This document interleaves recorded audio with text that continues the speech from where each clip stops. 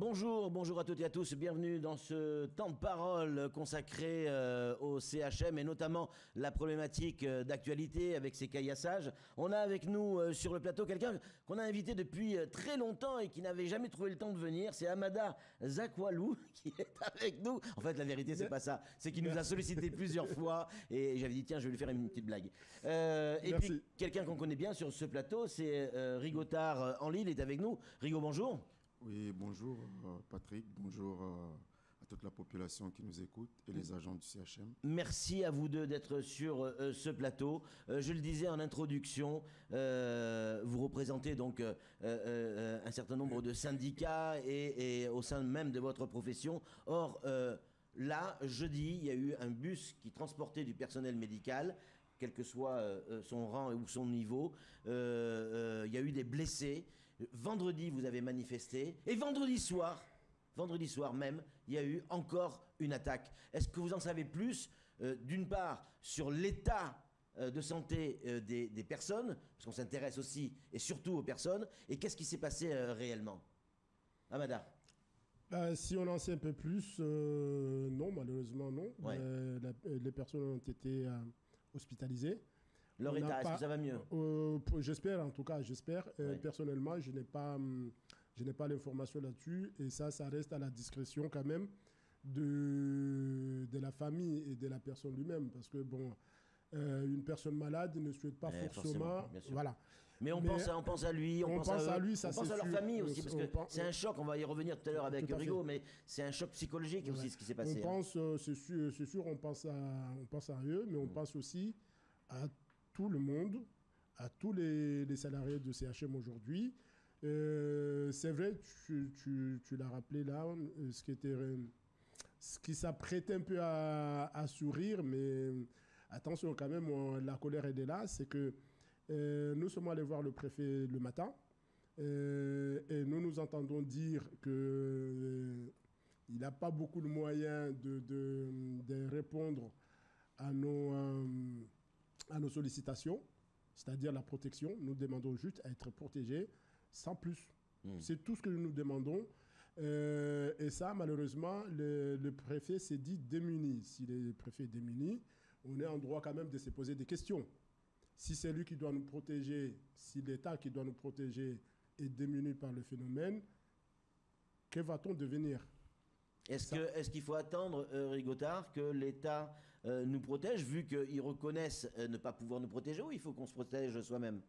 Écoutez, très concrètement, je ne sais pas ce que l'État ou les gouvernements successifs veulent nous envoyer comme message, et particulièrement aux Mahorais et aux résidents mahorais.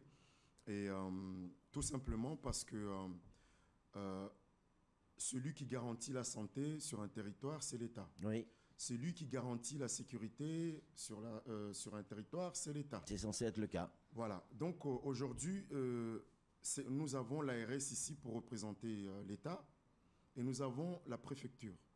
Si ces deux personnes n'arrivent pas à trouver de solution, parce que ce ne sont pas des problèmes qui datent d'aujourd'hui. Ça fait longtemps. Combien de fois vous nous avez invités ici pour les mêmes cas? D'ailleurs, une pensée pour tous ces agents qui se sont fait agresser, une pensée pour tous ceux qui ont des traumatismes irréversibles. Et pas que du CHM. Hein. Et pas que du CHM. Quand on pense à nos collègues du réseau Allo, le transport scolaire, tous ces gens-là, les pompiers, les ambulanciers. Ces chauffeurs surtout, oui. Parce que eux, le lendemain, ils reprennent ces bus-là pour nous raccompagner encore, malgré l'inertie de certaines personnes. Donc, c'est quoi la solution? La solution, concrètement... Mais oui, il faut une solution. À un moment donné, il faut trouver... En tant que représentants, en tant qu'élus dans ces instances au CHM, la solution ne doit pas venir de nous. C'est un faux débat. Le responsable de la santé ici, c'est l'ARS. Si aujourd'hui, on ne peut pas permettre la santé, c'est à l'ARS de monter au-delà. Si aujourd'hui... la préfecture ne peut pas apporter la sécurité sur un territoire, c'est à la préfecture de monter au-delà, mais ce n'est pas à ces deux personnes-là de nous répondre, nous, qui ne peuvent rien faire. Ça veut dire quoi? Soit le gouvernement est complice, ou il ordonne à ses administrateurs de ne rien faire sur ce territoire, soit ces administrateurs n'ont aucune envie ni ambition d'aller au-delà de leur CV. C'est-à-dire qu'ils viennent, ils font ce pour leur carrière. Tant que c'est possible, mais ils n'iront pas au-delà. Mais nous, en attendant, c'est les nôtres qui meurent chaque jour. Donc, la question de la santé, il va vraiment falloir que ces personnes-là réfléchissent à double sens. Parce que nous, le personnel de la santé, nous ne prendrons plus le risque. Quand on parle mais ça veut dire quoi? On ne prendra plus le risque. Quand on parle il va bien falloir aller travailler, Rigotard. Ben non, pas au risque de nos vies. On va travailler pour soigner des vies. On va travailler pour la prévention. On va travailler pour s'occuper des personnes vulnérables. Oui. On ne doit pas créer des situations de vulnérabilité pour les agents. Déjà qu'on travaille dans des situations, déplorables par rapport au manque d'effectifs et au turnover. Ça, c'est encore un autre débat. Eh bien, justement, on parle toujours du même débat parce que quand on parle de l'insécurité, on parle aussi de l'insécurité sanitaire. Il y a quelques mois, toute une organisation de personnes, ils se sont organisés à partir, pour des raisons qui peuvent être défendables ou pas, mais en tout cas, ils sont tous partis aux mêmes périodes. Et à ce moment-là, ni l'ARS, ni la préfecture ne se sont pas posé la question de l'accès aux soins sur le territoire. Parce que nous, le personnel de la santé, nous n'avons jamais été conviés sur ce genre de débat. Donc, il faut bien comprendre les choses. Donc, aujourd'hui, nous, on arrêtera juste de travailler. Et concrètement, on le fera et on incitera. Ça veut dire quoi, arrêter de travailler? C'est-à-dire que vous allez vous mettre en grève? C'est-à-dire que vous allez arrêter de travailler? Pourquoi gréver si le droit de retrait est d'actualité? Oui, d'accord, droit de retrait. Mais attendez, vous vous rendez compte qu'en n'allant pas travailler, on parle du CHM, d'un hôpital. Oui, en n'allant pas travailler, il y a des gens qui vont se retrouver dans un état de santé critique. Il y a peut-être des gens qui vont mourir. Votre décision, elle est grave. Je viens de dire... Une réaction d'Amada. Oui, non, justement, c'est vrai qu'on va travailler pour soigner des gens. Que dire que ceux qui soignent les gens se font agresser et ils ne sont pas soignés. Je rappelle ici, surtout à tout le monde, que les gens qui nous tabassent, qui nous agressent, lorsqu'ils viennent à l'hôpital, nous avons l'obligation de les soigner. Ça, c'est normal. Ça, c'est normal. Mais nous avons aussi l'obligation de leur sourire quand on sait que ce sont eux qui nous agressent. Nous avons l'obligation d'être bienveillant, bon avec eux, c'est notre métier, c'est le métier qui veut ça. Donc, c'est vrai qu'on fait un métier noble. Tous les gens qui travaillent à l'hôpital, quel que soit leur grade, leur rang, font des métiers nobles, ils agressent et ils soignent des gens qui les agressent et ils doivent sourire. Quelle complaisance. Non, mais sincèrement, quand on voit tout ça, on a envie d'enlever la blouse. Donc, il y a mon collègue qui dit on va s'arrêter. On a exercé notre droit de retrait. Oui. Et ce droit de retrait-là, nous entendons, c'est pas que nous ne voulons pas aller travailler, nous ne sommes pas des fainéants. Mais nous attendons juste qu'on assure notre sécurité. Je rappelle que nous avons, avant cet incident ou cet accès, ces faits-là, nous avons eu pas mal de gens qui ont été blessés. Nous avons eu un ambulancier, ça vous vous en souvenez, tout le monde s'en souvient. Jusqu'aujourd'hui, le mec, il n'est plus lui-même. Il ne peut pas travailler comme ambulancier. Il ne peut pas. Il est resté à la maison pendant plusieurs jours. Nous le rendons hommage ici. Nous rendons hommage à tous les ambulanciers qui se font caillasser tous les jours, qui font un métier quand même difficile et qu'on demande, qu'on les exige. Alors, c'est vrai qu'un droit de retrait, Rigotard, il y en a certains qui demandent des droits de retrait parce que la clim est en panne. Là, c'est un droit de retrait parce que vos vies sont en danger. Écoutez, pour exercer un droit de retrait, déjà, il y a le sentiment. Quand on a un sentiment d'insécurité, il faut le régler. Ouais. Quand on est dans l'insécurité, il faut le régler. Aujourd'hui, nous avons les deux. Nous avons des meurtres comme exemple. On n'en compte plus. Nous avons des violés, nous avons des agressés. Donc, les traumatismes, on ne les compte plus. Donc, le droit de retrait, aujourd'hui, il est permanent. Pour quelle raison? Parce que les agents, en permanence, ne sont pas dans la capacité de dire je vais pouvoir sortir de chez moi et aller travailler en toute sécurité. Donc, concrètement, nous n'avons pas envie de ne pas travailler parce que la preuve, pendant les plans blancs, pendant les crises, nous avons été là. Et ce ne sont pas ceux qui sont restés... On a pu venir filmer et témoigner de ça. Et ce ne sont pas ceux qui sont restés qui ont été, félicités. Mais ce sont ceux qui sont venus pour 2-3 jours qui ont été félicités. Voilà. C'est des renforts. Voilà, exactement. Donc, aujourd'hui, la conscience professionnelle, ni l'ARS, ni la préfecture ne viendra nous dire que nous n'avons pas de conscience professionnelle parce que nous demandons aux agents de ne pas venir. Nous demandons juste à ce que on assure notre sécurité. Si la sécurité devient une incertitude sur le territoire, on demandera aux agents de ne même pas faire le trajet, mais de rester chez eux pour être en sécurité avec les leurs. Vous vous rendez compte où on en est arrivé ? C'est-à-dire que le personnel soignant pourrait ne plus venir travailler, rester à la maison, parce que nos routes deviennent trop dangereuses ? Exactement. Et ce n'est pas à l'hôpital de réfléchir à ces solutions. Encore une fois, pour développer un territoire, il faut un projet interministériel. Pour quelle raison ? Mais il existe quand même. Lequel ? Projet interministériel, déjà de Mayotte, rien que la présence du préfet qui représente plusieurs ministères. Non, rien que ça, c'est... Non, le projet interministériel, Patrick, c'est pas ça. On va sur un territoire, on a un programme. Toi, le préfet, tu vas faire 2 ans là-bas. Non, mais il y a eu un programme avec la loi Mayotte, elle n'a pas été votée, elle a été renoncée, et aujourd'hui, on n'en a plus. Donc, non, faut savoir ce qu'on veut aussi. Oui, non, mais quand on fait un programme loi Mayotte où on ne respecte pas les vraies convictions et ce qui ferait sortir Mayotte de ce gouffre, c'est une hypocrisie. Vous savez, à un moment donné, il va falloir qu'on se pose les vraies questions. Les vraies questions, c'est ça. Ça, c'est quoi? Ça, c'est ma pièce d'identité. C'est écrit République française, nationalité française. Ouais, c'est une carte d'identité comme tout le monde. Oui, mais non, pas comme tout le monde. Ah bon? Celui-là, on devrait le mettre une petite couleur pour que les gens qui sont sur ce territoire se disent clairement que ce n'est pas parce qu'on a cette carte d'identité-là qu'on a les mêmes droits. Il faut qu'on arrête ça. Ici, tout est en sous-dimension.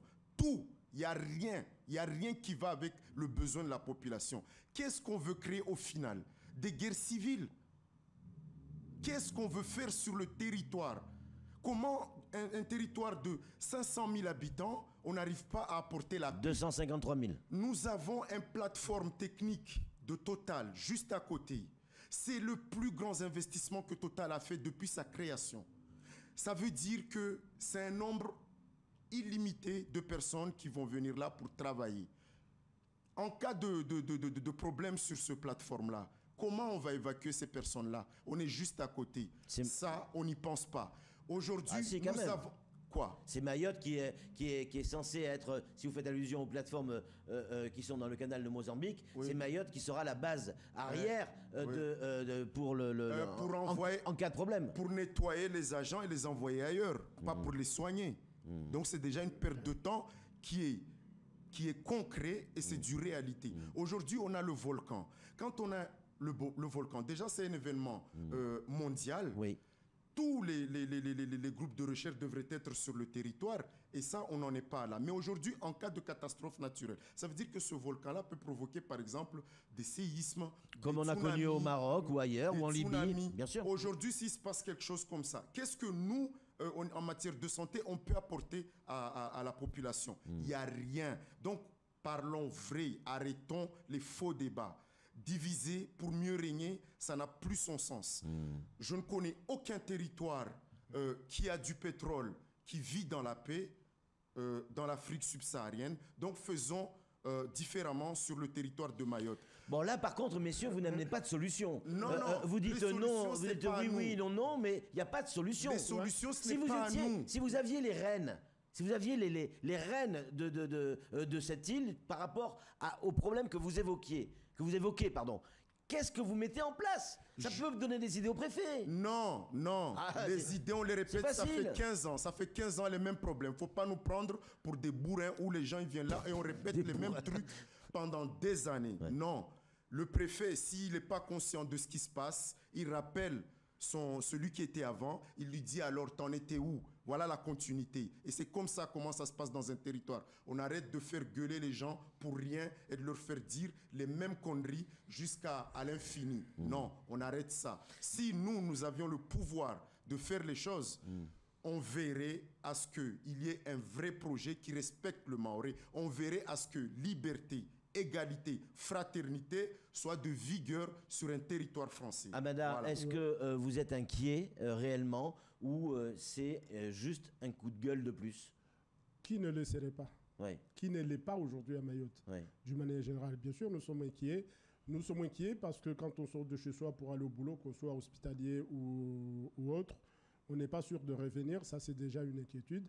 Mais je rappelle quand même, bon, malgré ces inquiétudes, quand même que pour notre cas, on ne peut pas trop blâmer notre institution parce que CHM a tout fait ce qu'il était dans son pouvoir concernant, je dis bien, concernant cette partie-là, la violence. On a mis des bus à notre disposition, on a renforcé là où il fallait renforcer. Peut-être qu'il y a encore des choses à faire. Il faudra. C'est-à-dire faire des bus blindés maintenant.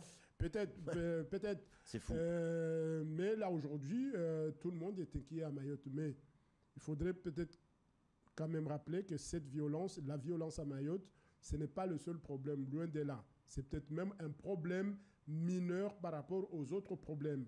Le problème le plus important aujourd'hui, il est lié à quoi? À nos enfants qui ne vont pas à l'école. Et tout ça, c'est pourquoi aussi? Justement par rapport à la violence, justement par rapport à l'eau. Justement. Donc, c'est vrai que quand mon collègue il parle de ce problème-là, moi, j'ai voulu rester au CHM. Mais Mayotte, c'est une terre d'exception en matière de droit ou de non-droit, justement. Donc, tout le monde est inquiet à Mayotte. Beaucoup de messages et de réactions à ce que vous dites, mais la grande majorité des messages reviennent tous sur la même cible. Si l'État n'est pas capable de nous protéger, il faudra qu'on se protège nous-mêmes. Ben oui, très concrètement, oui. C'est ce que disent les gens. On n'incite mais pas les gens. Est-ce que c'est la solution? Il n'y a pas d'autre solution, mais si l'individu est livré à lui-même, concrètement, est-ce que je ne veux pas protéger ma famille? Après, si. Moi, j'ai juste envie. Patrick, tu avais posé la question. Il faut qu'on arrête, on nous pousse à bout, c'est tout. Ouais. C'est ça, diviser pour mieux régner. On crée des situations catastrophiques à chaque fois. On était dans le Covid, on est sorti du Covid. Mais on ne peut pas cautionner ça, Rigotard. Comment ça? On ne peut pas cautionner le principe de la milice, on ne peut pas cautionner le principe de s'autodéfendre, ou alors on n'est plus en France, on est au fin fond de l'Afrique. Mais dans ce cas-là, arrêtons de se leurrer et de jouer l'hypocrite. Si dans un territoire, il n'y a pas l'eau, l'eau va devenir de l'or. Les gens vont se faire agresser ici pour de l'eau. C'est vrai, la guerre de l'eau. Et ça va venir. Ça, c'est on va se retrouver chez Mad Max. Non, mais soyons concrets. Ouais. La santé, il n'y a rien qui est suffisant, mais on préfère dire que c'est la faute des autres. Donc forcément, ça divise. Le social, tout ce qui est prestations sociales, il n'y a rien qui est suffisant et qui est mis en place concrètement, et on dit que c'est la faute des autres. Les logements, c'est pareil. Tout est insuffisant ici et on préfère, au lieu de régler les problèmes concrètement avec les forces vives qui sont sur le territoire, que ce soit dans l'éducation, aller voir les représentants de l'éducation concrètement, qu'est-ce qu'on veut faire, ceux de l'hôpital, ceux des Là, vous amenez un début de solution. Ça veut dire que pour vous, la solution, c'est de travailler avec les gens natifs de Mayotte. C'est ça que ça veut dire? Mais ça, on le dit, ça fait plus de... Non, pas forcément. Pas forcément. C'est-à-dire, bon, pour nous, natif? En tout cas... C'est une question. Non, mais surtout, pas natif. Surtout, travailler avec des résidents. Quand on pose la question, quelles sont les solutions, moi, j'ai envie juste de rappeler déjà, pour avoir les solutions, il faut avoir le moyen. Et ce moyen-là, ce n'est pas nous qui les avons. Donc, nous demander, nous poser la question, c'est quoi les solutions, alors que nous ne disposons pas les moyens et nous ne savons même pas les moyens qui sont mis à disposition, c'est déjà un petit peu bancal. Mais est-ce que quand il dit il faut travailler avec ceux qui sont là, c'est ceux qui sont le plus proches possible du problème. C'est-à-dire les agents, les éducateurs. D'accord, mais concrètement, Amada, ça veut dire quoi? On parle d'insécurité, on parle de mecs qui attaquent les bus. Qu'est-ce que ça veut dire? Il faut qu'on travaille localement. Ça veut dire quoi? Je ne comprends pas ce que ça veut dire. Ça veut dire qu'aujourd'hui... ça dépasse la préfecture, ça dépasse l'ARS. Aujourd'hui, concrètement, si on veut faire quelque chose, ça doit se passer avec les 3 ministères.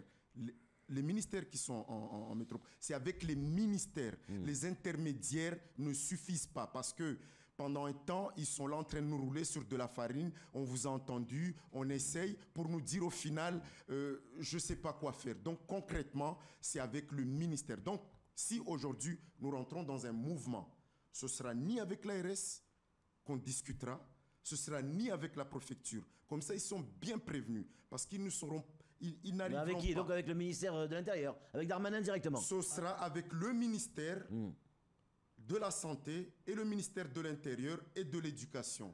Concrètement, Si aujourd'hui l'intersyndicale se met à table pour descendre sur la route un énième de fois pour les mêmes problèmes que nous rappelons depuis plus de 15 ans, ce sera sans les administrateurs du territoire. Concrètement, ça va être ça. Ils seront peut-être avec nous dans notre camp pour aller parler avec le ministère, mais ils ne seront pas en face pour être porte-parole. Est-ce que ça, ce sont les prémices d'une grande manifestation ou d'une grève importante?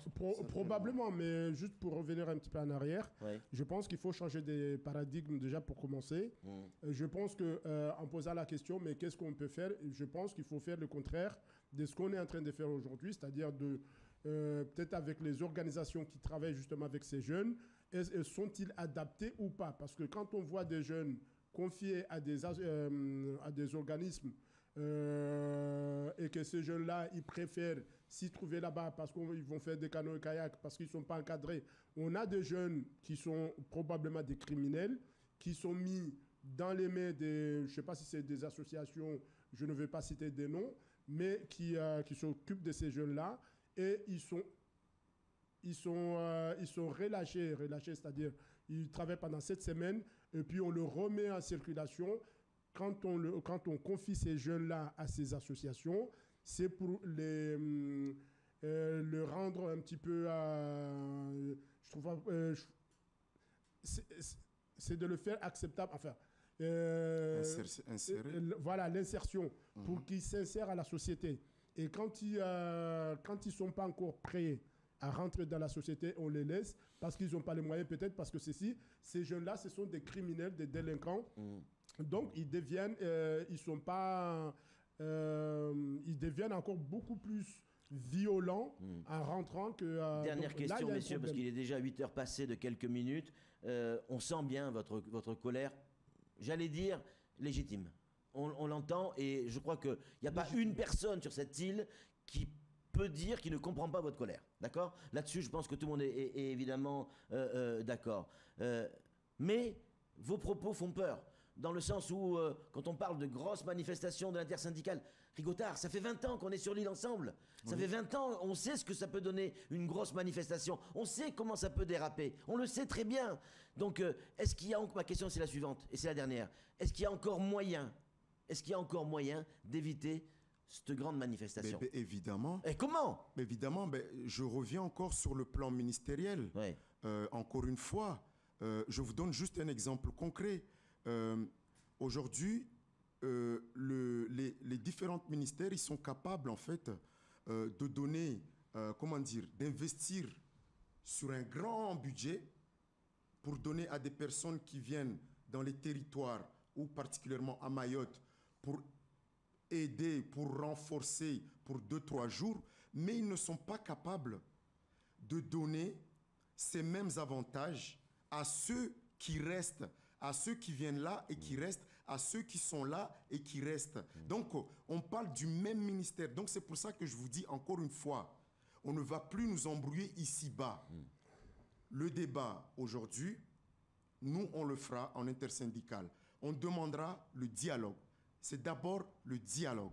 Mais encore une fois, je le dis là, que la préfecture soit bien au courant et l'ARS, ils seront avec nous pour aller au ministère où ils n'y seront pas. Mais eux... C'est avec nous ou contre nous, c'est ça? Non, il n'y a pas de contre.